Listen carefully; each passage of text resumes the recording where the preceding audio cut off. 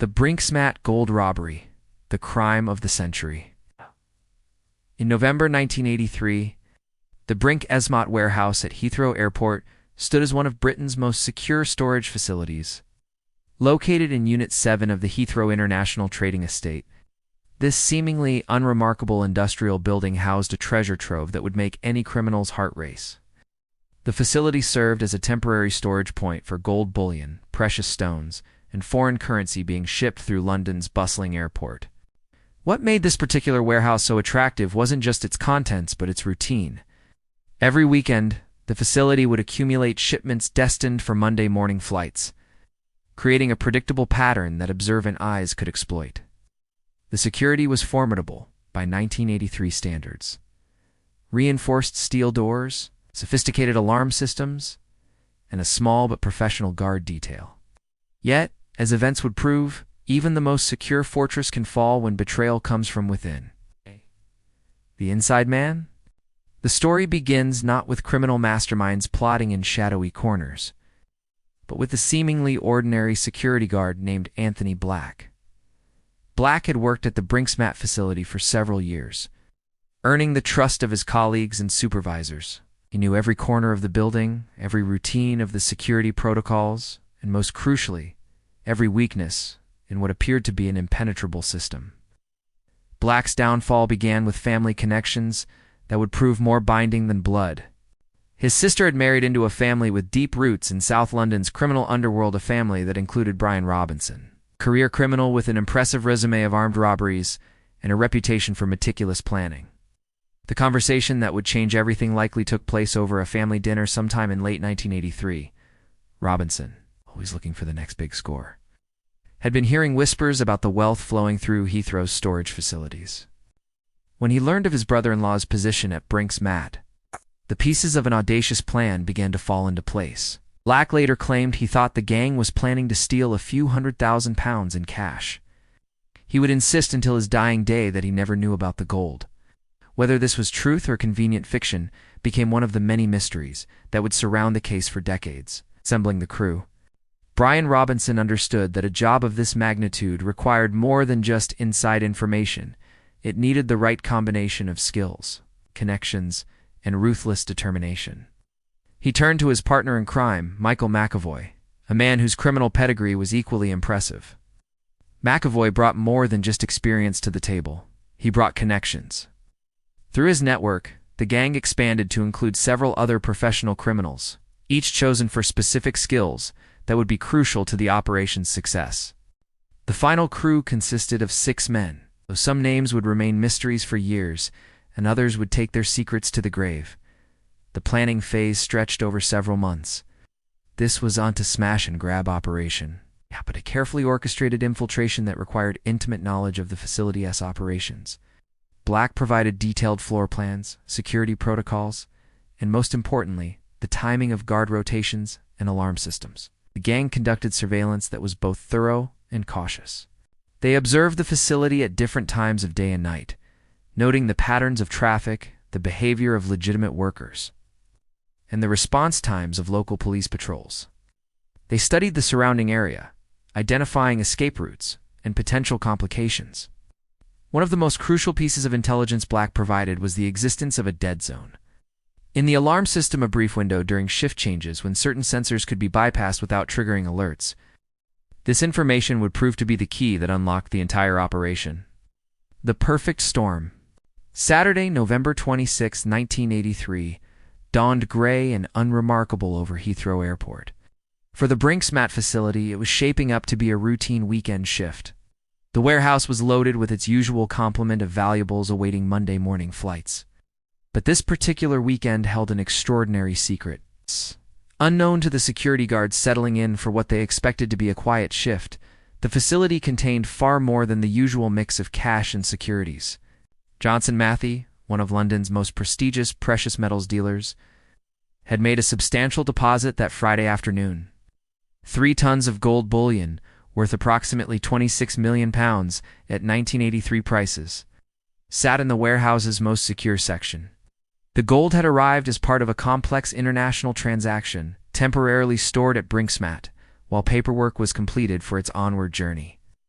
It was a routine business practice that had been repeated hundreds of times before, but on this particular weekend, routine would give way to infamy. The facility seized complement that Saturday evening consisted of just two security guards, Anthony Black and his colleague, Robin Risley. Risley was a veteran guard with an impeccable record, completely unaware that his partner had been feeding information to criminals for months. Breach. At precisely 6:40 a.m. on November 26th. As the first pale light of dawn began to illuminate the industrial landscape around Heathrow, the Brinks-Mat robbery began with what appeared to be a routine security check. Anthony Black approached the facility's main entrance as he had countless times before, his keys jangling in the morning air. But this time, he wasn't alone. Hidden from view of the security cameras, 6 masked figures waited in the shadows, their hearts pounding with anticipation and adrenaline. They had been positioned since 5:30 a.m., having approached the facility through a carefully mapped route that avoided the main security perimeter. The criminals wore dark clothing and balaclavas, but more importantly, they carried detailed floor plans that Black had provided over months of careful intelligence gathering. Each man knew his specific role. 2 would handle the guards. 2 would manage the loading operation. 1 would serve as lookout and communications coordinator. And 1 would handle any unexpected complications. The first phase of the operation unfolded with mechanical precision. Black used his security code 7851 to disable the external perimeter alarm at exactly 6:42 a.m. This wasn't unusual. Guards routinely disabled sections of the alarm system during their rounds. But Black's actions were coordinated with his criminal associates, who were monitoring police radio frequencies through a scanner to ensure no patrol cars were in the immediate vicinity. Black then approached the facility's side entrance, designated as Gate 3 in the security protocols. This entrance was chosen specifically because it was the furthest from the main guard station and had a blind spot in the CCTV coverage, a flaw that Black had identified months earlier. The gang moved through the entrance with military precision, their rubber-soled shoes silent on the concrete floor. They carried canvas bags, rope, masking tape, and most crucially, petrol not for starting fires, but for a psychological weapon that would terrify their victims into complete compliance. Robin Risley, the innocent guard, was making his morning rounds in the facility's eastern section when disaster struck. He was checking the temperature gauges on the precious metals storage area, routine tasks that required him to walk through a corridor lined with reinforced storage units. The gang had timed their entry to coincide with this predictable routine. Risley first became aware something was wrong when he heard footsteps that shouldn't have been there. As he turned to investigate, he found himself face to face with 2 masked men. One carrying a sawed-off shotgun, the other wielding a knife. "Don't move, don't speak, and you won't get hurt," one of them hissed through his balaclava.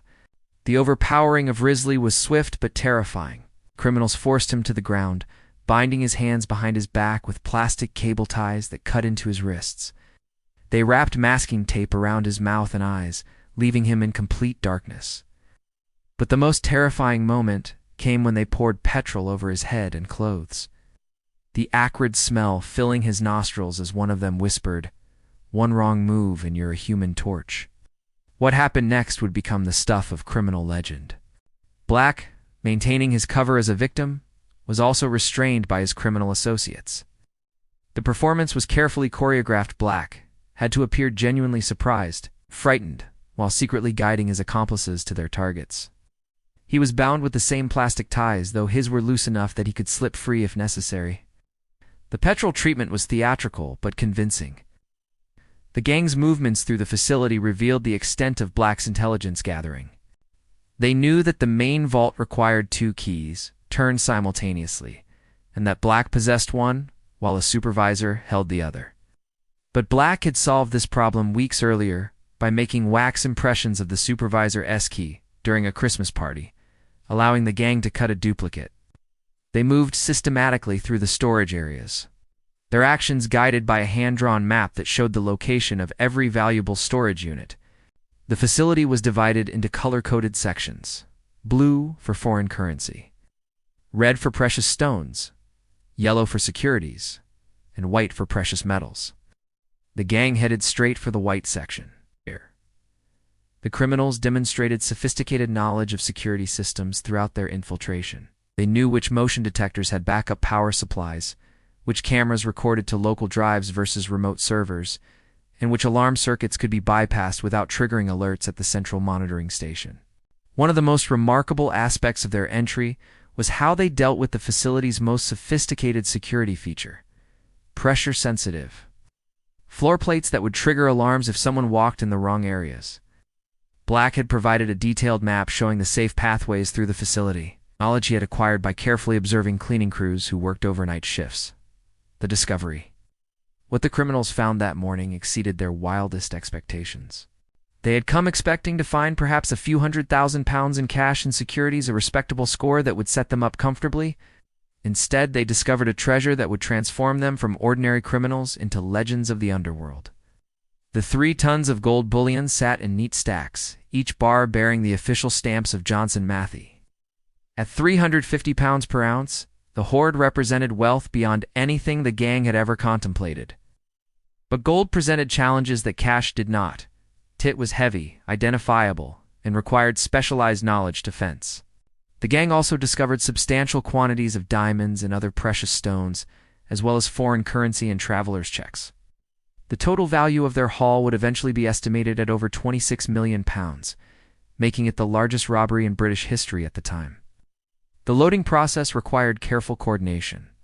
Gold bullion is extraordinarily heavy. Each standard bar weighs approximately 400 ounces, or about 27 pounds. Moving 3 tons of the precious metal required not just manpower, but careful planning to avoid injury and ensure efficient transport. The criminals had come prepared with a van, but they quickly realized they needed additional vehicles. The weight of the gold was pushing their transportation to its limits, and they faced the terrifying prospect of being caught, because their getaway vehicle couldn't handle the load. The escape. The gang's escape from the Brinks-Mat facility demonstrated the same careful planning that had characterized the entire operation. But it also revealed the unprecedented challenges posed by their extraordinary success. They didn't simply smash and grab, they executed a methodical withdrawal that would take nearly 3 hours and require logistical improvisation that tested even their careful preparations. The loading process began at approximately 8:15 a.m. as the full scope of their haul became apparent. The criminals had brought canvas mail sacks, originally stolen from Royal Mail sorting offices, which could hold approximately 8 gold bars each without tearing. Wow. But they quickly realized they needed additional containers. Using equipment from the facility itself, they commandeered industrial waste bins and lined them with heavy-duty plastic sheeting to create improvised transport containers. The gang worked in a carefully coordinated system. 2 men remained with the bound guards, maintaining the psychological pressure with periodic reminders about the petrol threat, while 4 others handled the loading operation. They used the facility's own equipment, industrial trolleys designed for moving heavy cargo, to transport the gold from the storage area to their vehicles. Their initial transport plan called for a single Ford Transit van, but the weight of the gold, over 3,000 kilograms, pushed the vehicle beyond its safe operating capacity. The van's suspension sagged alarmingly, and one of the rear tires showed signs of dangerous stress. The criminals were forced to make an emergency call to Confederates waiting nearby, summoning a second vehicle, a larger truck that had been positioned as a backup but hadn't been expected to be necessary. The transfer of cargo between vehicles took place in the facility's loading dock, where the gang had identified a blind spot in the external security cameras. They worked with desperate efficiency, knowing that each additional minute increased their exposure to discovery. The original van was left with the lighter cargo diamonds, foreign currency, and securities, while the truck received the bulk of the gold bullion. The escape route had been planned with the precision of a military operation. The gang had spent weeks studying traffic patterns around Heathrow, identifying periods of minimal police patrol activity. Saturday mornings offered the best window, as most police resources were focused on central London rather than the industrial areas surrounding the airport. The primary escape route led east from the facility, following a series of industrial access roads that connected to the A4 motorway. But the gang had prepared 3 alternative routes, complete with timing studies and contingency plans for various complications. They had even positioned fuel cans at strategic locations, concerned that the overloaded vehicles might run dangerously low on petrol. The convoy moved in carefully timed segments, with the 2 vehicles never traveling together to avoid attracting attention. Radio communication was maintained through a series of coded messages that sounded like routine business conversations to anyone monitoring emergency frequencies. Their first destination was a garage in Bermondsey, South London, operated by an associate who asked no questions about unusual cargo. Here, the gold was transferred to a series of smaller vehicles, ordinary family cars and vans that would unattract police attention. The original transport vehicles were immediately driven to a scrapyard in Essex, where they were crushed and destroyed within hours of the robbery. The distribution of the haul required splitting the cargo among multiple locations across South London. The gang had prepared safe houses in Rotherhithe, New Cross, Dulwich, working-class areas where unusual activity was less likely to be reported. Each location was rented under false names and had been prepared with heavy-duty storage facilities. The most sophisticated part of the escape plan involved the creation of false documentation for the stolen goods.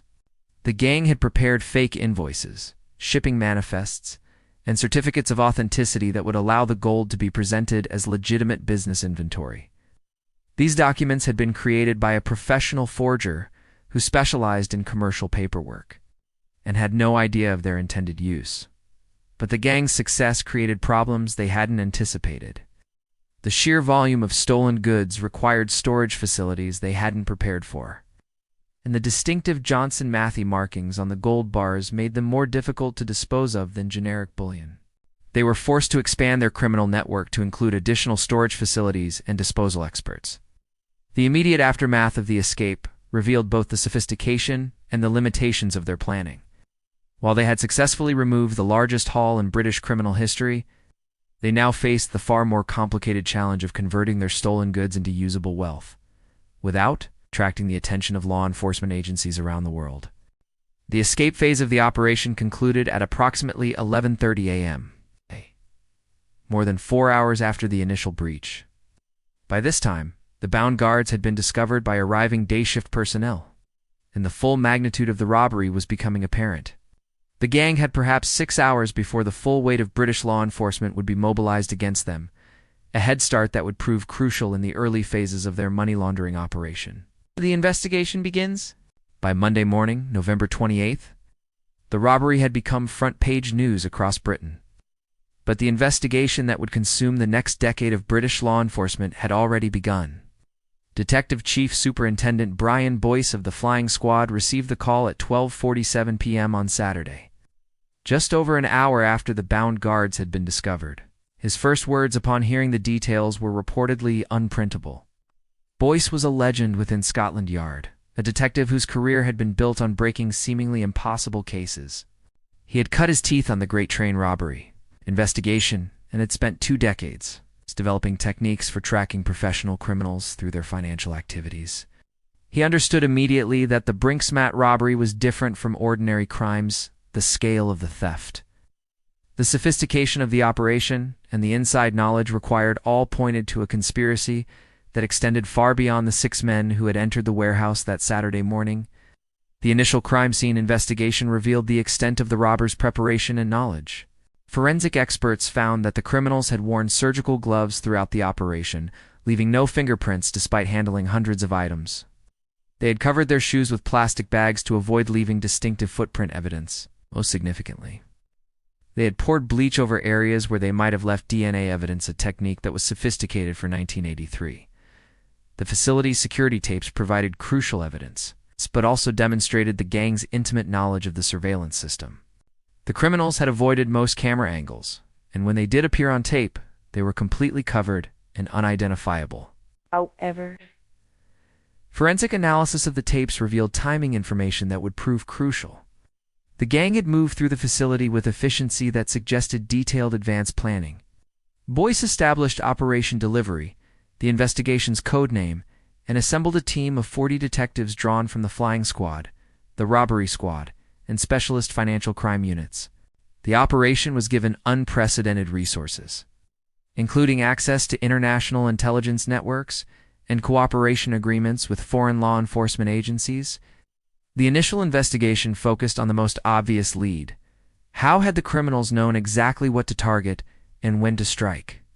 The precision of the operation suggested inside information. Boyce's team began the painstaking process of examining every employee with access to the facility.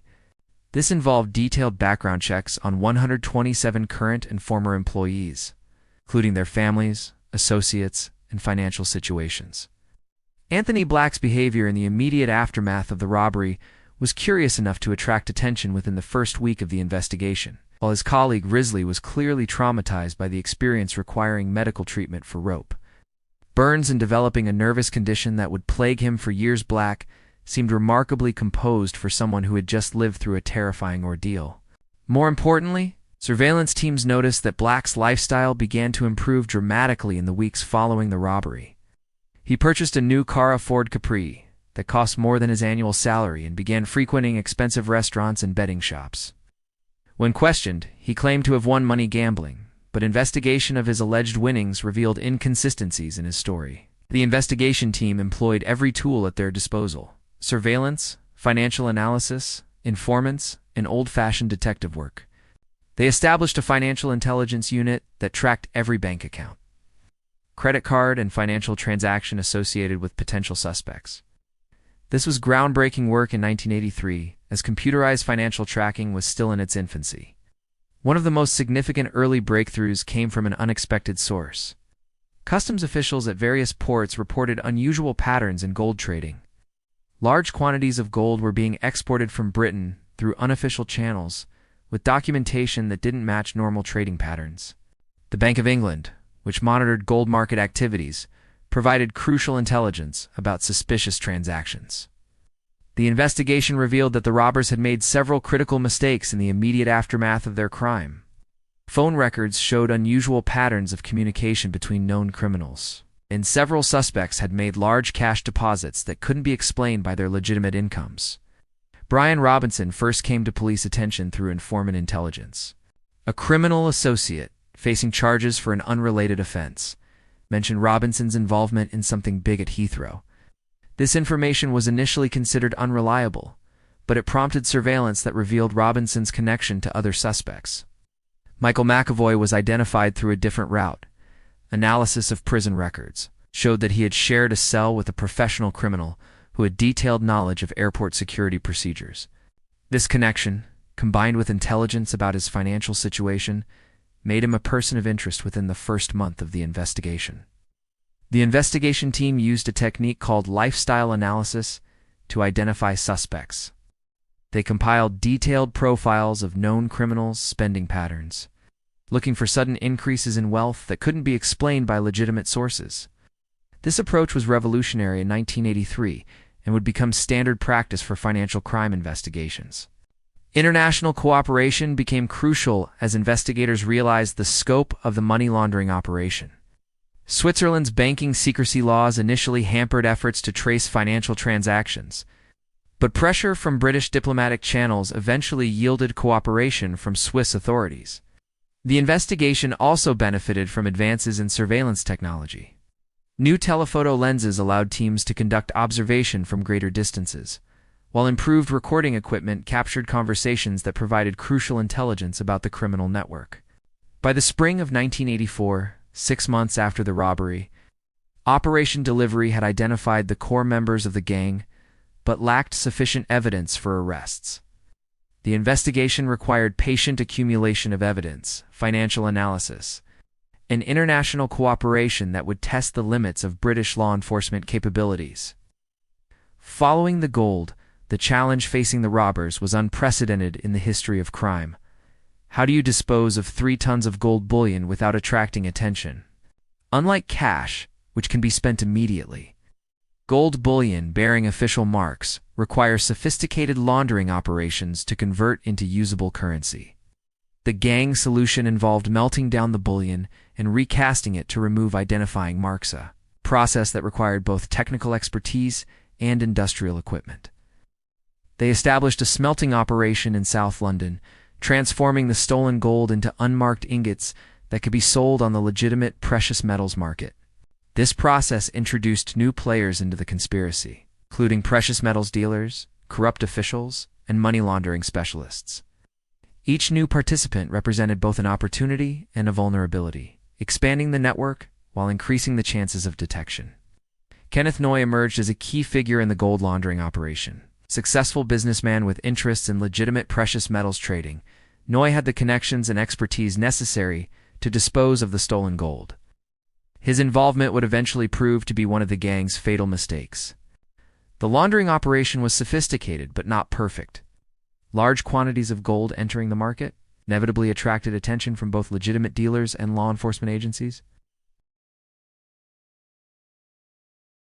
International cooperation became crucial as investigators traced gold shipments across borders. The precious metal was being sold in multiple countries, with proceeds flowing back to Britain through a complex network of shell companies and offshore accounts. The net closes. Detective Chief Superintendent Boyce's investigation began to bear fruit in early 1984. As financial surveillance revealed suspicious patterns of wealth among known criminals, but the breakthrough that would crack the case came from an unexpected source, a routine traffic stop that would unravel the entire conspiracy.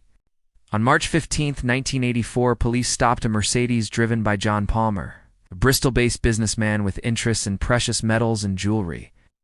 The stop was routine. Palmer had been speeding through a residential area, but when officers searched the vehicle, they discovered 100,000 pounds in cash, wrapped in plastic bags. Palmer claimed the money was for a legitimate business transaction, but investigation revealed that he had no declared income that could account for such wealth. This arrest led investigators to Palmer's business operations, which included a jewelry store and precious metals trading company. Financial analysis revealed that Palmer had been processing unusually large quantities of gold, with documentation that didn't match normal trading patterns. Most significantly, chemical analysis of gold samples from Palmer's business showed trace elements consistent with Johnson Matthey, bullion. The Palmer connection provided the missing link between the robbery and the money laundering operation. Surveillance of his business revealed a network of associates who were moving large quantities of gold through apparently legitimate channels. This included Kenneth Noy, whose involvement would prove to be one of the most significant developments in the case.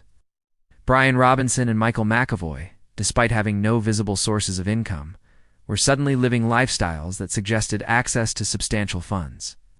The breakthrough in the investigation came from a combination of traditional detective work and modern financial analysis.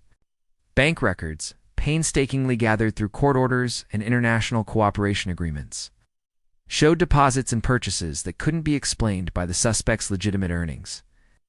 More damning, some of the money could be traced directly to gold sales that matched the pattern of the Brinks-Mat bullion. The investigation team used a technique called parallel financial reconstruction to build their case.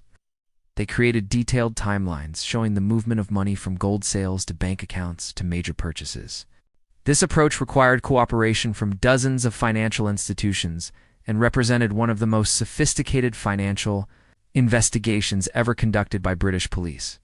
Anthony Black's position became increasingly precarious as investigators focused on the inside knowledge required for the robbery. His alibis were checked and rechecked through a process that involved interviewing over 200 people who had contact with him in the weeks before and after the robbery. His associations were examined through surveillance that extended to his family members, friends, and casual acquaintances.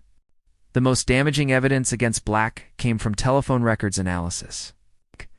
Investigators discovered that he had made numerous calls to numbers associated with known criminals in the months before the robbery. Most significantly, he had called Brian Robinson's number from a public phone box just 2 days before the robbery, a call that lasted 14 minutes and occurred at 11:47 p.m., suggesting secretive communication. Financial surveillance revealed that Black had made a series of unusual transactions immediately after the robbery. He had opened 3 new bank accounts using false addresses, made cash deposits totaling £47,000 over a 6-week period, and purchased expensive items, including jewelry, clothing, and electronics. When confronted with this evidence, his explanations became increasingly implausible. The investigation also benefited from intelligence provided by criminals facing charges for other offenses. Several individuals provided information about the robbery in exchange for reduced sentences, though this intelligence required careful verification to distinguish fact from fiction. International cooperation proved crucial as investigators traced money flows across multiple countries. Swiss banking authorities, initially reluctant to cooperate due to banking secrecy laws, eventually provided crucial information about large gold transactions. German police provided intelligence about gold refineries that had processed unusual quantities of bullion. French authorities tracked currency exchanges that appeared to be connected to the case. The surveillance operation against the suspects was massive, involving over 100 officers working in rotating shifts. Teams followed suspects across London and into other parts of Britain, documenting their activities, associations, and financial transactions. This surveillance revealed the existence of a criminal network far larger than initially suspected. One of the most significant surveillance breakthroughs came in September 1984, when officers observed a meeting between Robinson, McAvoy, and several other men at a pub in South London. The meeting was recorded using sophisticated listening devices. The conversations revealed details about the money laundering operation and plans for disposing of remaining gold. The case was strengthened by physical evidence that connected suspects to the crime scene. Forensic analysis of carpet fibers found in Robinson's car matched samples from the Brinks-Mat facility. Paint traces on McAvoy's clothing were consistent with paint used in the warehouse's storage areas. While circumstantial, this evidence helped establish the suspect's presence at the scene. By November 1984, exactly 1 year after the robbery, investigators had assembled a case that they believed would stand up in court. The evidence included financial records, surveillance reports, physical evidence, witness statements, and intelligence from multiple sources. The decision was made to proceed with arrests, but the timing and coordination would be crucial to prevent evidence destruction or suspect flight. The trials. The legal proceedings that followed were as complex and dramatic as the robbery itself. The case involved multiple defendants, international evidence gathering, and legal challenges that tested the British judicial system. Brian Robinson and Michael McAvoy were charged with armed robbery and conspiracy. The evidence against them was substantial: financial records, witness testimony, and physical evidence that placed them at the scene of related crimes. Anthony Black's trial was particularly significant because his testimony could potentially implicate other members of the conspiracy. However, his cooperation with authorities was limited, as he maintained his story about expecting only a cash robbery. The trials revealed the full scope of the conspiracy for the first time. Prosecutors laid out a complex web of relationships, financial transactions, and criminal activities that extended far beyond the original robbery. The case demonstrated how a single crime could spawn an entire criminal enterprise. Robinson and McAvoy were convicted and sentenced to 25 years in prison, reflecting both the severity of their crimes and the impact of the robbery on British society.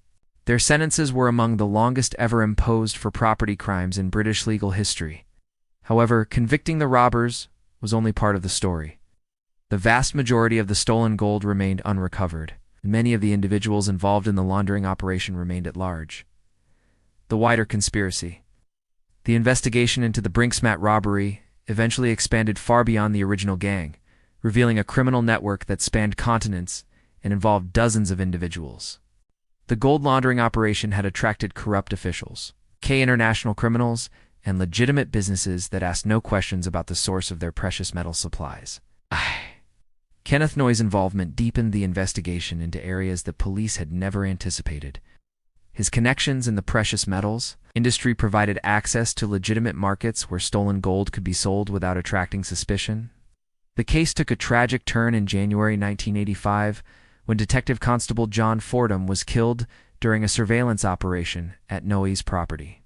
Fordham, who was part of a team monitoring Noy's activities, was discovered and stabbed to death. Noy was charged with murder, but was eventually acquitted on grounds of self-defense. This incident demonstrated the dangerous world that the Brinks-Mat investigation had entered. The stakes had escalated far beyond property crime, and the criminals involved were prepared to use deadly force to protect their interests. The international dimensions of the case required cooperation with law enforcement agencies across Europe and beyond. Gold shipments were traced to Switzerland, Germany, and other countries where the precious metal was sold on legitimate markets. Years passed, but the Brinks-Mat investigation never truly ended. New evidence continued to emerge, leading to additional arrests and convictions well into the 1990s and beyond. The case became a generational investigation, with new detectives taking over from their predecessors. The criminal network established to launder the Brinks-Mat gold evolved into other criminal enterprises. Many of the individuals involved used their profits to fund drug trafficking, arms dealing, and other serious crimes. The robbery had created a criminal infrastructure that would plague British law enforcement for decades. Some members of the original gang attempted to cooperate with authorities in exchange for reduced sentences. These deals provided valuable intelligence but also created new dangers, as informants became targets for retribution from their former associates. The violence associated with the case continued long after the original robbery. Several individuals connected to the case were murdered in what appeared to be professional hits. Suggesting that the criminal network was willing to eliminate threats to its security, family members of those involved also became targets. The wealth generated by the robbery created jealousy and suspicion within criminal circles, leading to conflicts that sometimes turned deadly. International ramifications. The Brinks-Mat case had profound implications for international law enforcement cooperation.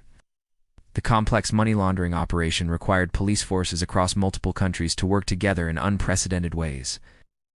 Swiss banking secrecy laws, which had traditionally protected financial privacy, came under scrutiny as investigators sought to trace the proceeds of the robbery. The case contributed to international pressure for greater transparency in banking transactions. The precious metals industry was forced to implement new procedures for verifying the legitimacy of gold supplies.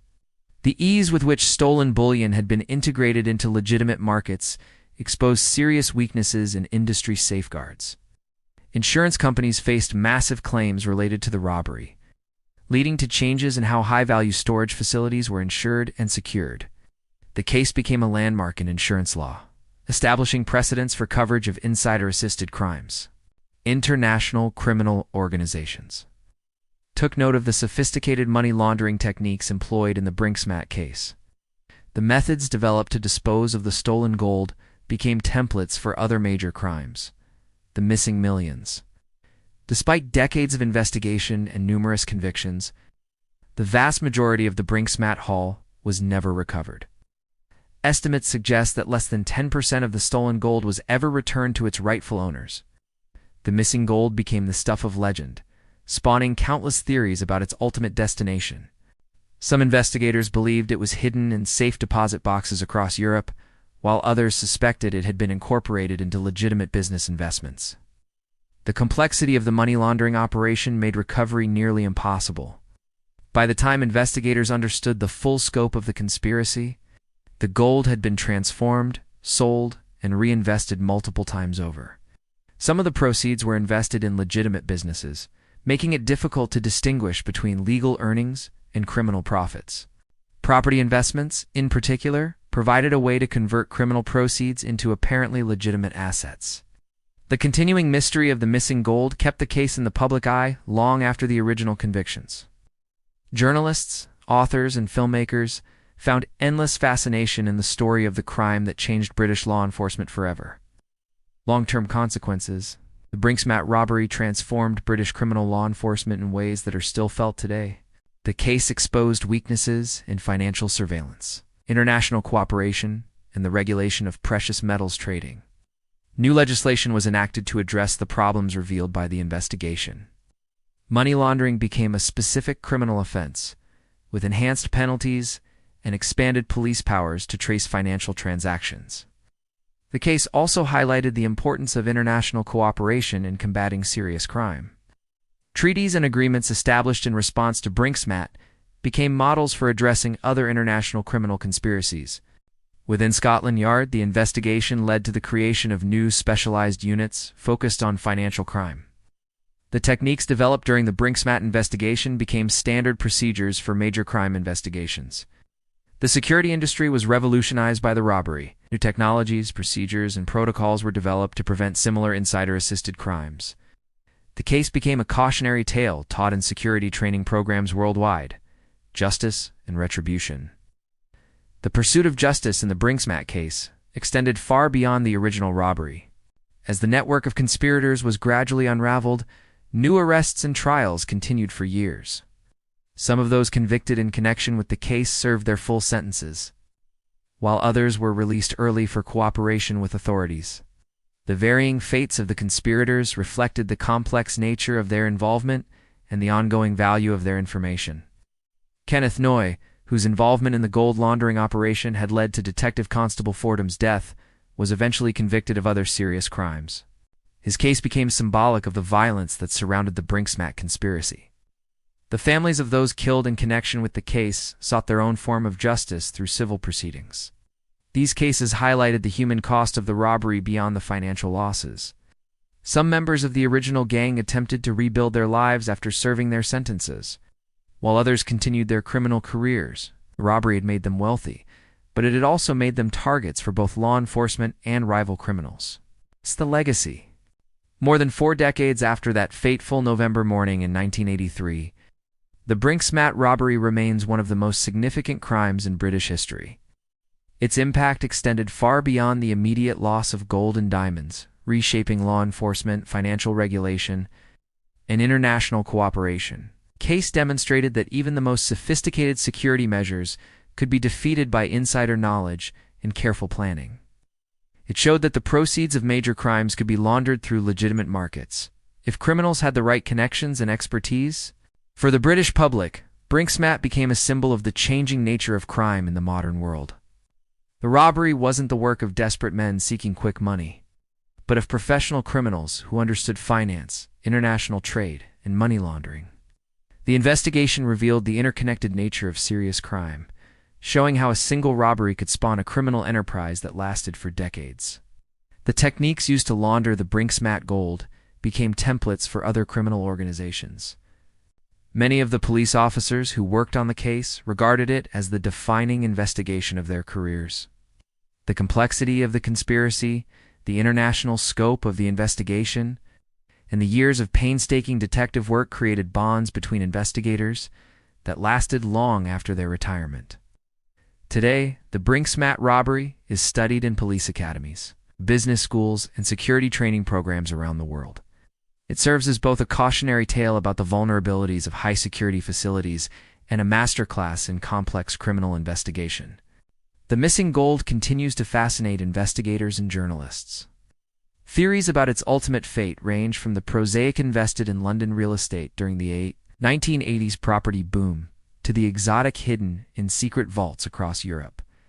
Some investigators believe that elements of the original criminal network remain active today, having evolved from gold laundering into other forms of serious crime. The relationships and methods established during the Brinks-Mat conspiracy may have created criminal connections that persist to this day. The case also serves as a reminder of the human cost of major crime. Beyond the financial losses and the resources consumed by the investigation, the Brinks-Mat robbery claimed lives and destroyed families. The violence that surrounded the case demonstrated that property crime could escalate into something far more serious. For students of criminal justice, the Brinks-Mat case offers lessons about the importance of financial investigation, international cooperation, and the need to follow criminal proceeds rather than simply focusing on the original crime. The case showed that catching the robbers was only the beginning of the investigation.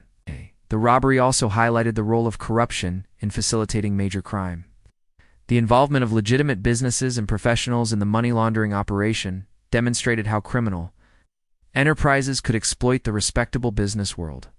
In the end, the Brinks-Mat robbery stands as a testament to both criminal ambition and law enforcement determination. It was a crime that changed British society, created new laws and procedures, demonstrated that even the most audacious criminal schemes eventually face the patient persistence of justice. The gold may never be recovered, and some of the conspirators may never be caught. But the case itself has become something more valuable than precious metal, a lesson in the complexity of modern crime and the importance of never giving up the pursuit of justice.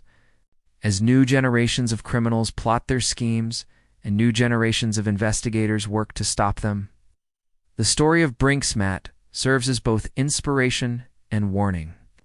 It reminds us that crime doesn't pay in the end, but it also shows us that the fight against serious criminal enterprise requires resources, determination, and cooperation that crosses national boundaries and spans decades.